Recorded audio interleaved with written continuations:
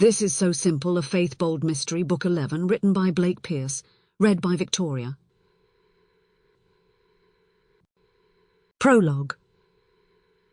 All in all, Rebecca decided dogs were a lot better than boyfriends. To be fair, she had this thought while Luna, her new husky, was snuggling in her arms and wagging her tail. If she was in Tyler's arms right now and it was his cheek pressed against hers, she might allow that boyfriends were at least all right. No. Of course, if she were in Tyler's arms, he wouldn't be content with just snuggling. At first, the constant need for sex was flattering, since she'd never considered herself particularly pretty. Now, though, it was just annoying. It wasn't that it was bad. In fact, he was actually pretty good.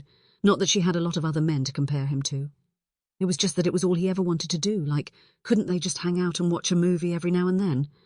Well, maybe his new girl was content to spend all day in bed and do literally nothing else with her life.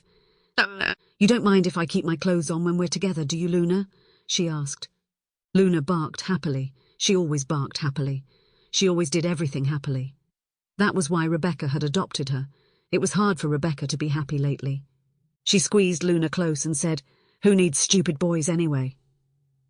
Luna barked again, happily, of course. Rebecca squeezed her once more, then stood. "You want to play with your ball?" Luna responded with an enthusiastic bark that Rebecca interpreted as "My ball, you say? But of course I would like to play with my ball. I am a dog, you see, and we dogs find such diversions delightful." Rebecca giggled and said, "Hold on, girl, I'll be right back." She ran into her house and fetched the ball. She chuckled at that and ran back outside. Luna was more than ready, her paws tearing up the grass before Rebecca even released the ball. Luna grabbed the ball and ran toward Rebecca, her eyes alight. Rebecca felt her spirits lift, and by the third toss she'd forgotten all about Tyler.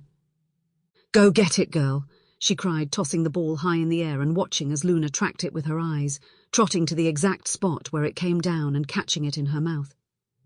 "Woohoo!" Rebecca cried. "Yay for Luna!" They tossed the ball around for about an hour before the sun dipped low enough in the sky that she decided it was time to head inside and shower before dinner. "Okay, girl," she called. "Time to go in." Nah. Luna whined, and Rebecca was tickled to learn that she even complained happily.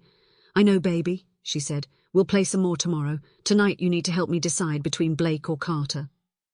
She wouldn't let on that she enjoyed watching those shows where men would compete to be chosen as a groom by a young, wealthy, and extraordinarily vapid young woman.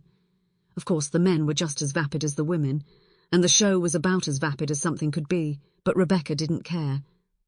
The point was to fantasize about some handsome, perfect hunk who couldn't possibly exist, and since Rebecca had about enough of real-life boys, a fantasy man was...